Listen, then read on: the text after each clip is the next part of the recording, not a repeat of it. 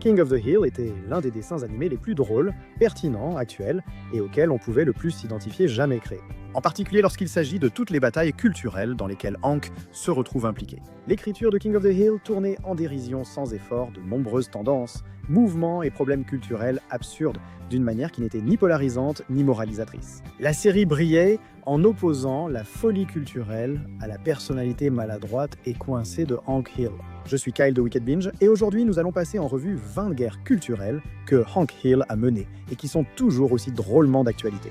N'oubliez pas de vous abonner et d'activer la cloche pour recevoir une alerte à chaque nouvelle vidéo. Je ris de Tony Danza. Numéro 20, Hank contre le groupe de garage. Dans l'épisode de la saison 2, l'homme qui a tiré sur Kane Skretberg, Hank et le quartier sont agacés par le groupe de garage d'adolescents bruyants, doublé par Green Day qui joue à proximité. C'est pas que je n'aime pas la musique, c'est juste que je n'aime pas la musique. Je n'aime pas la musique. Après avoir intimidé Bobby et Joseph au paintball, Hank les défie dans une partie à 4 contre 4 pour leur enseigner le respect. Le dégoût de Hank envers les jeunes est d'autant plus comique que lui et ses amis manquent eux-mêmes de respect à Pops, le vieux du quartier. Qu'est-ce qui ne va pas avec l'utilisation d'un râteau? Un râteau, tu dis? Je n'ai jamais entendu parler d'un râteau. Et toi, Bill? Cela montre la déconnexion persistante entre les générations plus âgées et les plus jeunes. Après avoir perdu, Hank, Dale, Bill et Boomhauer relèvent les enjeux, battent leurs adversaires et leur prennent leur ampli. Je pense que tu vas apprécier le monde de l'acoustique. C'était un épisode précédent qui portait sur un conflit assez courant, mais toujours d'actualité entre les adultes et les adolescents. Un thème omniprésent pendant l'émission. Il y a des devoirs dedans, non? Bien sûr qu'il y en a, papa. Numéro 19, Hank face aux Jim Bros. Bill rencontre le culturiste Dirk. Ils sont jaloux de ma congestion. Pour l'aider à préparer son examen physique de l'armée, il en fait vite trop et s'éloigne de ses amis. Pourquoi les Schtroumpfs n'ouvrent-ils pas leur propre salle de sport en face? Encore une fois, Hank doit imaginer un plan pour sortir Bill des griffes de ses nouveaux amis bourrins. Cet épisode caricature parfaitement le gars trop zélé de la salle de sport que tout le monde a déjà croisé. On laissera le métal poubelle pour la motivation. Dirk est aussi doublé par l'acteur de Rex Kwando dans Napoleon Dynamite, ce qui est hilarant. Maître Booty. C'est Macho Man Randy Savage. Tu vois, tes coudes ne sont pas serrés, alors tu rates la prise puissante. Numéro 18, Hank contre le drogué du travail. Quand Hank doit recruter chez Strickland Propane, il engage naïvement un homme charismatique au lieu d'une femme plus compétente. Découvrant que sa nouvelle recrue a un grave problème de drogue, il devient clair qu'il doit la renvoyer. Un chef de groupe explique qu'il est illégal de licencier quelqu'un pour une dépendance à la drogue, même si son comportement est horrible.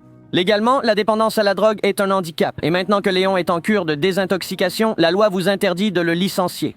Cet épisode critiquait l'idée que la dépendance à la drogue est une maladie dégageant de toute responsabilité, une notion que le responsable, Hank Hill, n'approuverait jamais. J'ai mal au ventre si tout le monde autour de moi ne donne pas 110%. Les symptômes incluent la fierté, la responsabilité et un enthousiasme fiévreux. C'était autrefois une condition courante chez les Américains. Numéro 17, Hank face aux réseaux sociaux. Quand l'épisode perdu sur MySpace est sorti en 2009, les réseaux sociaux étaient encore nouveaux, mais la méfiance de Hank Hill envers MySpace semblait être un avertissement ignoré sur leur usage. Lorsque Donna prend le contrôle de la page MySpace de Strickland, elle commence à publier des choses qui nuisent à la réputation de Strickland. Waouh! Danse avec moi. Allez, je suis tellement ivre. Comme souvent avec la technologie, Hank s'y oppose et persuade tous que seules des relations sincères avec les clients comptent, pas les réseaux sociaux. Nous avons largement sous-estimé l'importance du message à la sortie de cet épisode. Numéro 16, Hank face au harcèlement sexuel. Dans l'épisode Retour à la Grunta, présenté par John Vitti, Luann travaille comme serveuse dans une station balnéaire et veut offrir un cadeau à Hank. Ce cadeau s'avère être un billet pour nager avec un dauphin où Hank se fait agresser par le dauphin.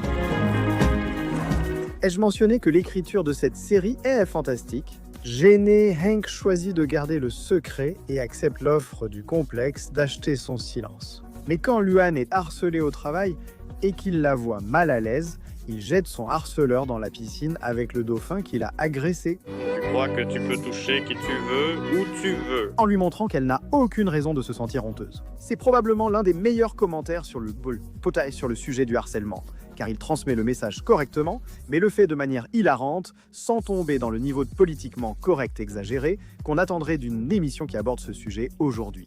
Numéro 15, Hank face à la colère. Quand Hank coupe accidentellement le doigt de Dale avec sa scie circulaire, cela semblait plutôt la faute de Dale. Le tribunal oblige Hank à suivre des cours de gestion de la colère, mais il ne s'entend pas avec l'instructeur. Pourquoi ne caresses-tu pas un chat imaginaire? Comme ça?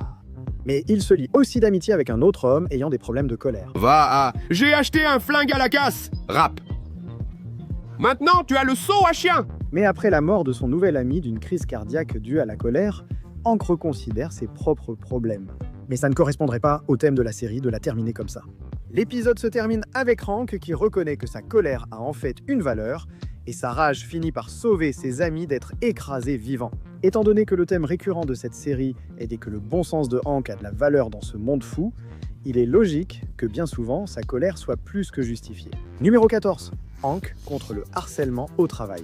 Lorsque Strickland embauche un nouvel employé doublé par Ben Stiller, J'ai besoin d'un tuyau en L de 20 cm. C'est ce qu'elle a dit. Hank est consterné par son sens de l'humour.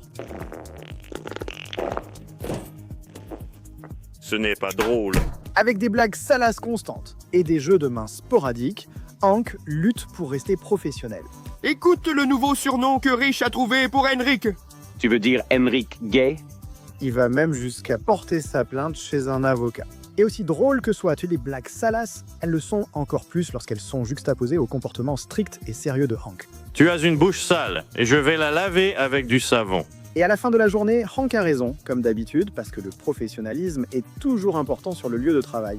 Numéro 13, Hank contre le pasteur Skater. L'épisode Reborn to be Wild est un excellent exemple d'un épisode de King of the Hill qui porte un message vieux comme le monde. Souvent, ce que l'on croit intemporel finit par se démoder. Alors quand Bobby rejoint un groupe d'église qui mélange la foi avec toutes les choses à la mode qu'il aime, comme la musique, le rock'n'roll et le skateboard, Hank commence à s'inquiéter que sa foi ne devienne finalement qu'une mode de plus. Qu'est-ce qui est le plus important? Que Bobby soit chrétien ou qu'il ait une coupe de cheveux convenable? Je n'abandonne ni l'un ni l'autre. Et même si le pasteur est un gars bien intentionné, Hank a tout à fait raison. Tu ne vois pas que tu n'améliores pas le christianisme? Tu rends juste le rock'n'roll pire? Cet épisode est excellent car il critique à la fois le pasteur fou suivi par Bobby et les opinions rigides de Hank. Tu crois que ce que tu fais est cool, mais dans quelques années, tu trouveras ça nul. Mais son message à la fin sur le fait que les modes vont et viennent restera toujours pertinent. Numéro 12. Hank face à son harceleur. Dans la saison 10, Hank se retrouve victime d'un harceleur du quartier nommé Caleb. Le garçon de 10 ans harcèle constamment Hank, l'insulte et va même jusqu'à rouler à vélo sur sa pelouse. Vieux os poussiéreux remplis de poussière verte. Vieux os poussiéreux remplis de poussière verte. Mais les parents de Caleb ignorent les plaintes de Hank. Utilisant des méthodes parentales modernes, ils laissent leur fils faire tous les mauvais comportements qu'ils souhaitent. Hank demande finalement à Bobby d'agir de la même façon devant les parents pour leur montrer le comportement de leur fils. Un disque, une corbeille. Voilà ton panier qui s'envole.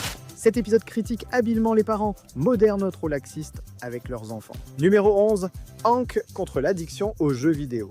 Hank n'est pas un adepte de la technologie, cela se voit à chaque fois qu'il essaie d'utiliser un ordinateur. Mais quand l'un des professeurs stagiaires de Bobby pour son cours de jeux vidéo crée un jeu centré sur le propane avec Hank comme personnage, tout change. Ça ne m'étonne pas, ces deux idiots ont mal orthographié. Parodie de Grand Theft Auto, Hank devient accro et perd tout son temps, soulignant l'importance de surveiller le temps passé sur les jeux vidéo ou autres technologies chronophages. Ça fait du bien de cligner des yeux.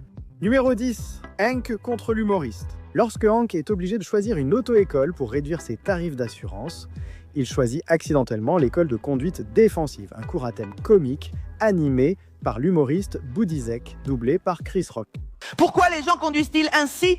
Et voir Hank mal à l'aise avec l'humour racial, bien sûr, c'est hilarant. Regarde tous ces blancs qui traînent là. Ils n'ont pas de fesses. Quand Bobby imite l'humour de Boudizek, sans saisir la connotation raciale, il s'inspire d'un site nationaliste blanc. Hank et Boudizek doivent alors intervenir lors de sa présentation sur scène pour éviter une catastrophe. On a quelque chose qui s'appelle la liberté d'expression? Et un homme sur cette scène peut dire toutes les idioties qu'il veut. Numéro 9. Hank face à l'an 2000.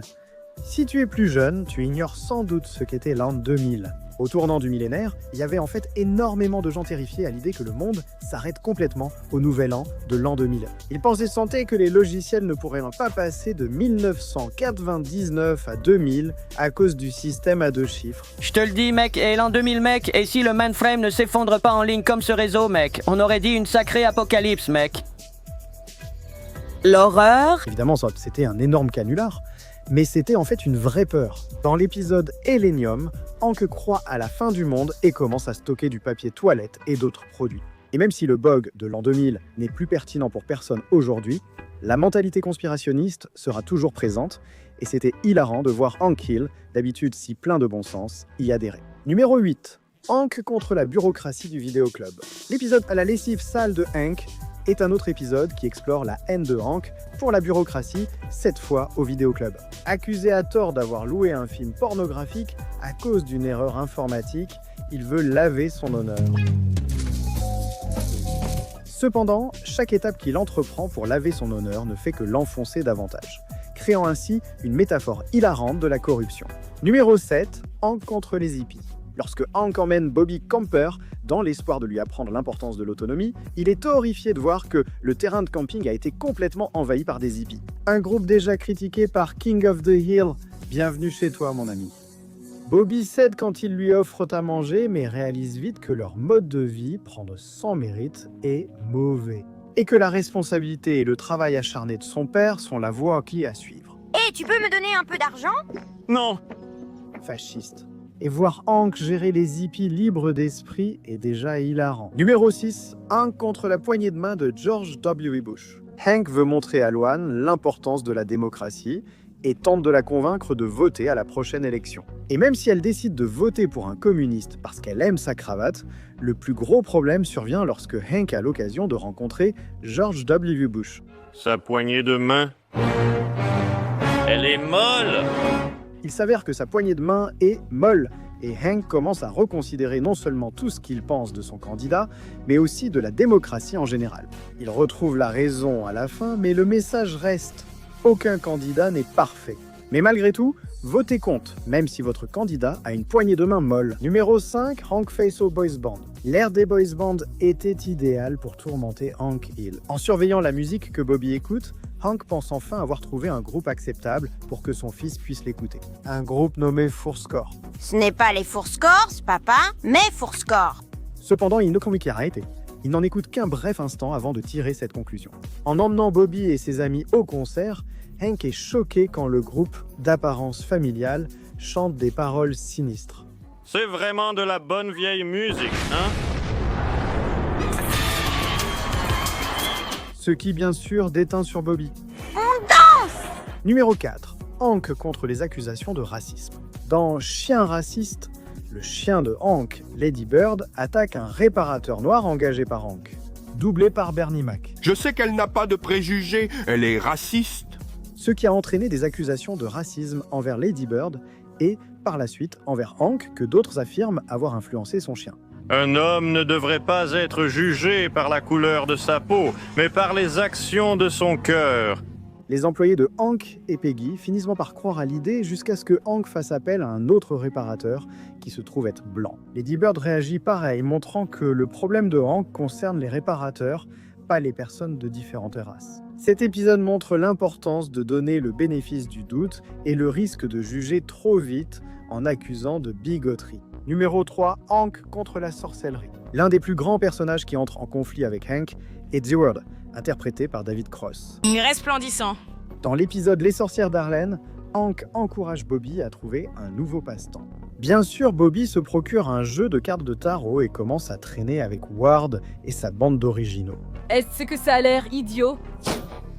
Ne me force pas à venir là-bas. Quand Ward convainc Bobby de boire du sang de chien pour un sacrifice, Hank doit l'en empêcher. Ce qui est génial dans cet épisode, c'est qu'au lieu de choisir la voie facile en disant qu'il est toujours bien d'être différent, Hank dit à Bobby la vérité froide et honnête. Ses nouveaux amis sont de vrais cinglés, et il le fait pour son bien. Et Bobby suit les conseils de son père. J'ai des pouvoirs terribles. Ward est l'un des personnages les plus drôles à n'apparaître que dans un épisode de King of the Hill. Numéro 2, Hank contre le proxénète.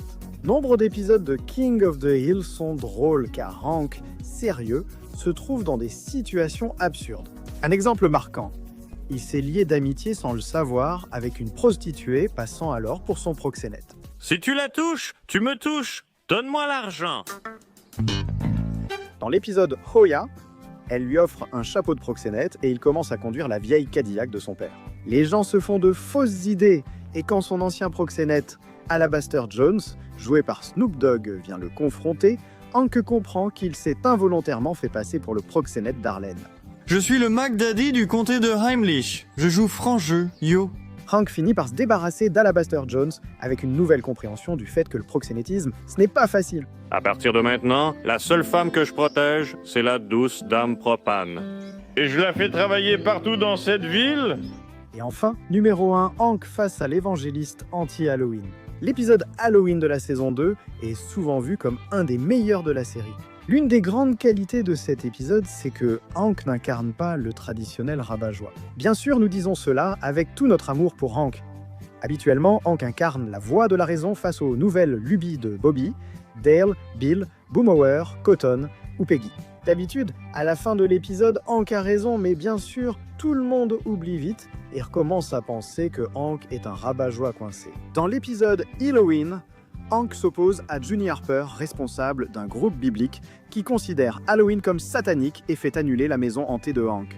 Le vandalisme n'est pas cool. Bobby, cette attitude est un peu immature. Hank emmène Bobby lancer des œufs et du papier toilette sur sa maison, montrant une facette différente de lui. Tu es un vrai petit démon d'Halloween, tout comme ton vieux père. Finalement, le conseil municipal instaure un couvre-feu pour Halloween. Quand Bobby commence à penser qu'il a mal agi, Hank n'a pas d'autre choix que de sortir dans la rue déguisé en diable, encourageant tout le quartier à défier le couvre-feu et à aller réclamer des bonbons. Tu pourrais aller en prison? Je connaissais les risques quand j'ai enfilé l'uniforme. C'est clairement l'une des fins les plus triomphantes. Des bonbons ou un sort. Des bonbons ou un sort? Des bonbons ou un sort. Voici notre sélection des 20 plus grands combats culturels menés par Hank Hill, toujours d'actualité selon nous. Avons-nous omis des combats culturels de Hank Hill que vous jugez importants? Dites-le nous en commentaire. N'oubliez pas d'aimer cette vidéo, de vous abonner et d'activer la cloche de notification, mais surtout, restez malicieux.